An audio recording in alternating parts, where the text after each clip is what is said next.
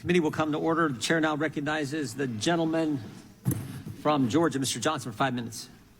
Thank you, Mr. Chairman. Attorney General Garland, great to see you. Thank you for your service to the nation.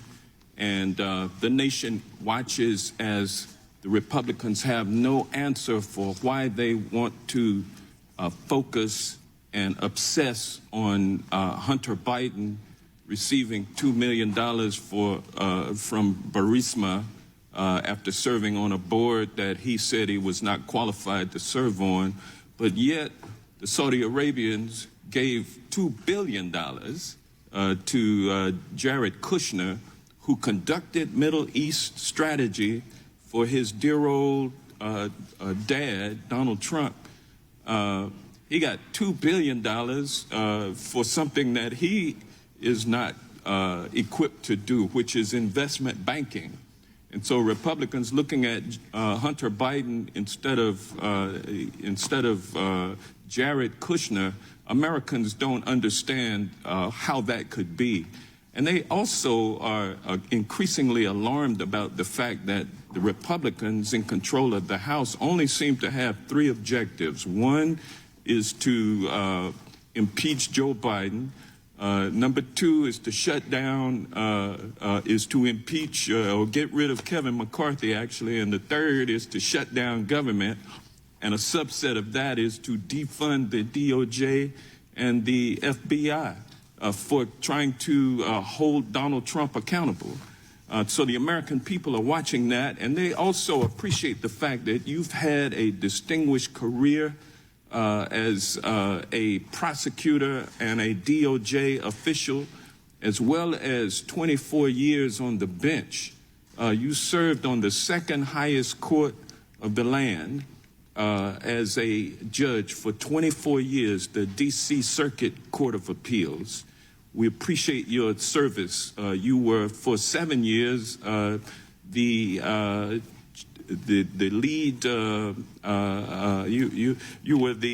You managed that entire office. We thank you for that. You also served on the Judicial Council for a number of years, and so you are steeped in the rule of law. You are a judge extraordinaire. And as a judge, you never had the occasion to receive a private jet travel to an exotic location by a corporate billionaire, did you?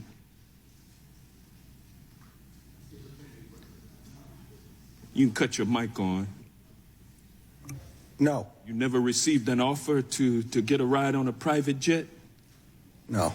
Did you take any vacations at exclusive resorts paid for by a billionaire? I know these are not hypothetical questions, and I think this is really not within my realm, of course. No, you were a judge extraordinaire, and you know the rules of ethics for judges because your bench was covered by a code of conduct. Is that not correct? Yes, all the judges, federal appellate and district judges, are covered by the code of conduct. You would never have had somebody to pay for your godson's tuition to private school. Again, I don't want to answer these kind of hypothetical, at least for me, they're hypothetical questions. What I would say is that I always, as a judge, and I've said this before and quite publicly and long ago, always held myself to the highest standards of ethical responsibility imposed by the code, and that's really all I can answer here. And it's required that judges and justices avoid even appearances of impropriety. Isn't that correct?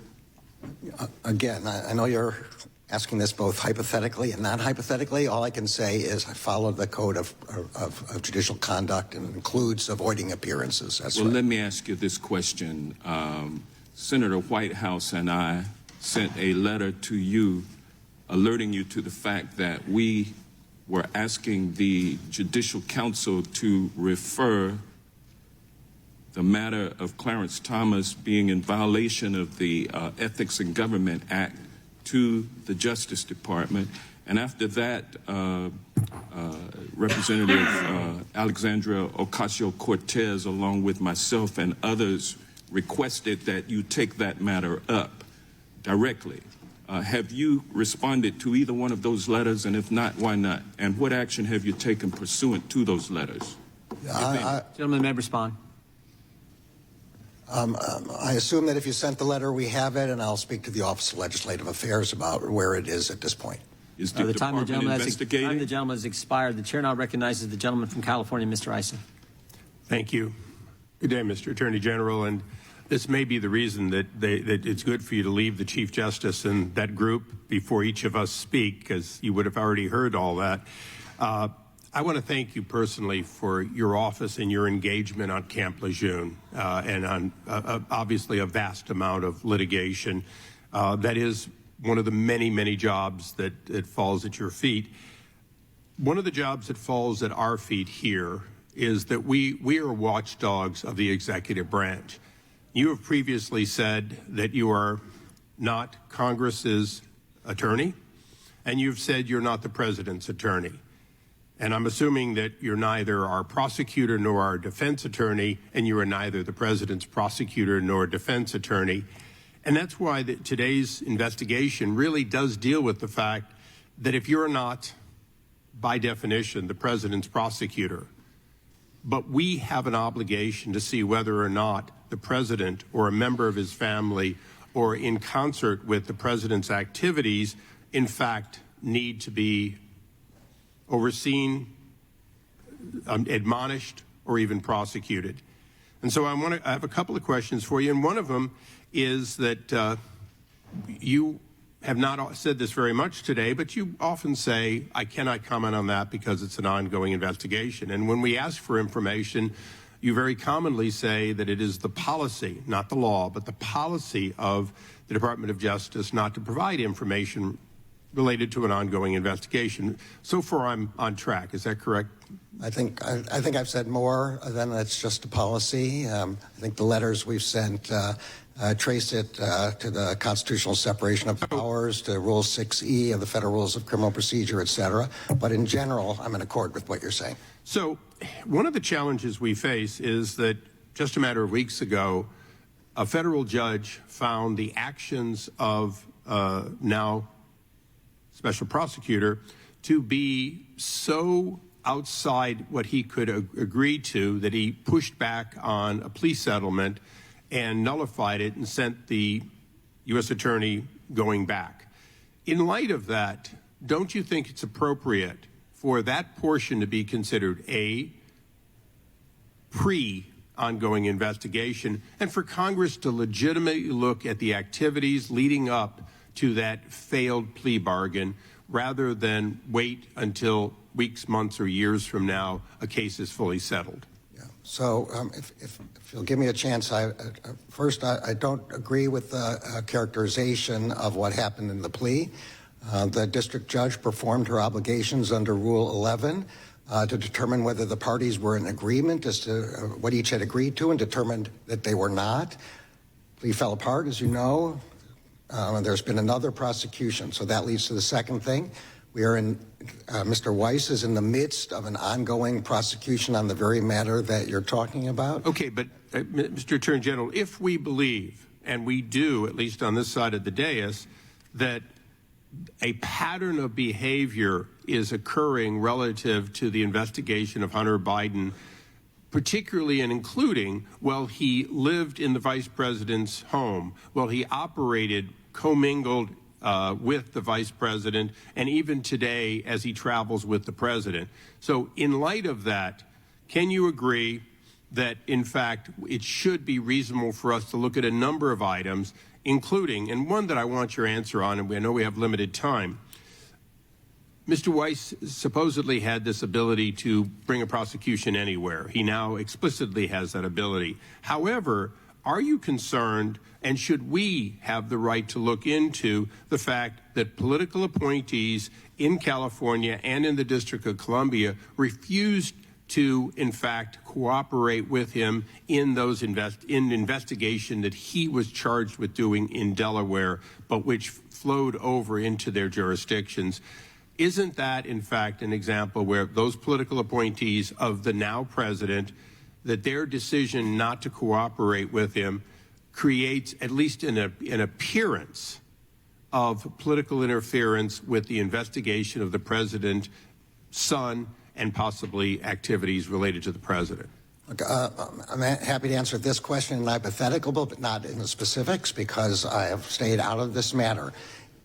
In the hypothetical, it is the normal process of the department that if a U.S. attorney in one district wants to bring a case in another, they go to that other district and consult. It's perfectly appropriate. They do that in order to determine what the policies are in that district, what the practices have been in that district, what the judges are like in that district. But a U.S. attorney in another district does not have the authority to deny another U.S. attorney the ability to go forward. And I have assured Mr. Weiss that he would have the authority one way or the other. And I think Mr. Weiss's letters completely reflect that. Thank you. To be continued. Time of the gentleman has expired. The chair recognizes the gentleman from California for 5 minutes. Welcome, Mr. Attorney General, and thank you for leading the department with such integrity. We meet today at a momentous time in our history. The country is about to go through a great trial.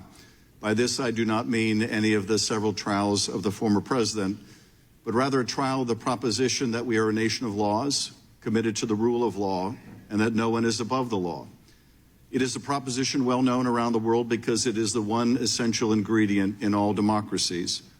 We have all professed our belief in this principle, but it has never been truly tested, not like it is today.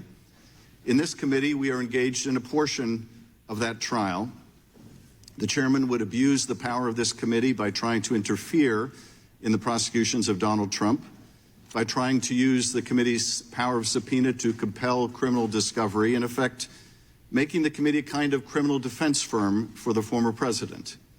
In doing so, the chairman of this committee would establish a very different proposition. Through Mr. Jordan's actions, he would establish the principle that the rule of law should apply to almost everyone, just not the leader of his party. According to this alternate proposition, if you are the president of the United States and you lose your re-election, you can violate the law and Constitution to try to stay in power. And if you are successful, well, then maybe you get to be president for life. And if you fail, there is no repercussion. This proposition is also well known to the world, and it is called dictatorship. Mr. Jordan hopes to camouflage his assault on the rule of law by falsely claiming that Donald Trump is the victim of unequal justice and Hunter Biden its beneficiary. It is a claim as transparently political as it is devoid of any factual basis. And it is cynical, based on the belief that the American people cannot discern fact from fiction. But I am betting on America. History has shown that those who bet against her are rarely successful, and more often they end up covered with shame. I believe in the rule of law, and I thank you, Mr. Attorney General, for defending it. Let me now turn to some of the false claims asserted by the former president and some on this committee. On Sunday, the former president appeared on a national news Sunday program and was asked about 4 indictments and 91 counts facing him.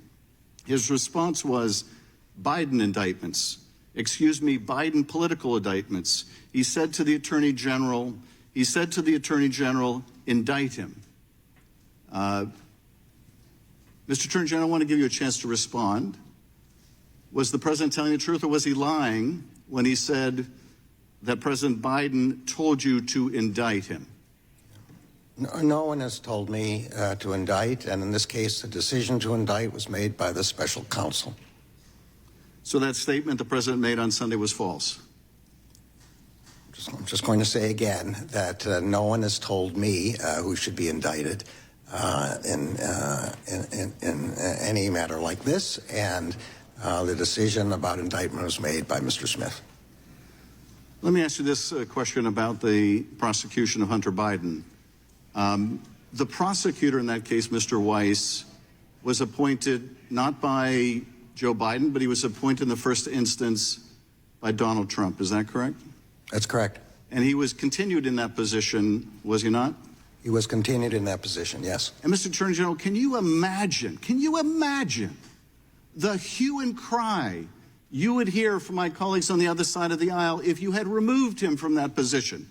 Can you imagine the claims that you had removed a prosecutor who was diligently investigating Hunter Biden? Can you imagine the outrage they would have expressed? I can say that during my confirmation hearing, I discussed with many senators on that side of the aisle their desire and actual insistence that Mr. Weiss be continued to have responsibility for that matter. And I promised, and I said at my confirmation hearing, that he would be permitted to stay and that I would not interfere. And Mr. Attorney General, that was exactly the right decision. That was the right decision to give the American people the confidence that even a prosecutor chosen by the former president would continue in the investigation into the son of the current president. That was exactly the right decision. Exactly the right decision. And my colleagues on the other side of the aisle would have been screaming if it were otherwise. But their attack on you is completely devoid of fact, of principle. But I appreciate you doing the right thing for the Department of Justice and, more importantly, the right thing for the American people. I yield back. The gentleman yields back. The chair now recognizes the gentleman from Kentucky. Attorney General Garland, Elon Musk was a Democrat who admittedly supported Biden, but then he became a critic of the administration and exposed the censorship regime. Now, per public reports, the DOJ has opened not one but two investigations of Elon Musk. Mark Zuckerberg, on the other hand, spent $400 million in 2020 tilting the elections secretly for Democrats. No investigations whatsoever. To the American public, these look like mafia tactics. You pays your money, we look the other way. You get in our way, we punish you. The American public sees what these tactics are. Now I want to direct your attention to a video here that we're going to play. Obviously, that's a significant matter. It is an ongoing criminal investigation, and so I'm not going to comment on an ongoing criminal investigation. Were those pipe bombs operable? Again, The ATF is the expert. Again, it's an ongoing criminal investigation, and under longstanding policy, I cannot comment. As you know, this is a very active, ongoing investigation, and there are some restrictions on that, but we will Yes, we can handle classified information, and we fund your department, and so you need to provide that. It's not, respectfully, it's not an issue of classification. It's an issue of commenting on ongoing criminal investigations, which is something that by longstanding department policy we are restricted in doing. And in fact, the last administration actually strengthened those policies partly That's not our policy, though, and we fund you, so let's move on. Do you know how... So I'm not going to violate this norm of the rule of law. I'm not going to comment on an investigation that's ongoing. Peter Navarro was indicted for contempt of Congress. Aren't you, in fact, in contempt of Congress when you give us this answer? This is an answer that's appropriate at a press conference. It's not an answer that's appropriate when we are asking questions. We are the committee that is responsible for your creation, for your existence of your department. You cannot continue to give us these answers. Aren't you, in fact, in contempt of Congress when you refuse to answer? Congressman, I have the greatest respect for Congress. I also have the greatest respect for the Constitution and laws of the United States. The protection of pending investigations and ongoing investigations, as I briefly discussed in another dialogue a few moments ago, goes back to the separation of powers, which gives to the executive branch the sole authority to conduct prosecutions. It's a requirement of due process and respect for those who are under investigation, the protection of their civil rights. Well, with all due respect to that, Iran-Contra was an ongoing investigation, and that didn't stop Congress from getting the answers. And you're getting in the way of our constitutional duty. You're citing the Constitution. I'm going to cite it. It's our constitutional duty to do oversight. Now, in that video, that was your answer to a question to me 2 years ago. when I said how many agents or assets of the government were present on January 5th and January 6th and agitating in the crowd to go into the Capitol and how many went into the Capitol. Can you answer that now? I don't know the answer to that question. Oh, last time, you don't know how many there were or there were none? I don't know the answer to either of those questions. If there were any, I don't know how many. I don't know whether there are any. I think you may have just perjured yourself that you don't know that there were any. You want to say that again, that you don't know that there were any? I have no personal knowledge of this matter. I think what I said the last time. You've had 2 years to find out. And today, by the way, that was in reference to Ray Epps, and yesterday you indicted him. Isn't that a wonderful coincidence? On a misdemeanor. Meanwhile, you're sending grandmas to prison. You're putting people away for 20 years for merely filming. Some people weren't even there yet. You got the guy on video. He's saying go into the Capitol. He's directing people to the Capitol before the speech ends. He's at the site of the first breach. You've got all the goods on him, 10 videos, and it's an indictment for a misdemeanor? The American public isn't buying it. I yield the balance of my time to Chairman Jordan. May I answer the question? I'm going to ask you one now. We'll let the gentleman. Yeah.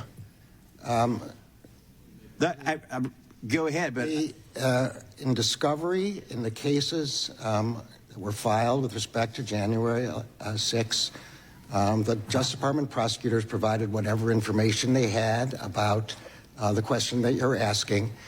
With respect to Mr. Epps, the FBI has said that he was not an employee or informant of the FBI. Mr. Epps has been charged, and there's a proceeding, I believe, going on today on that subject. the charge is a joke.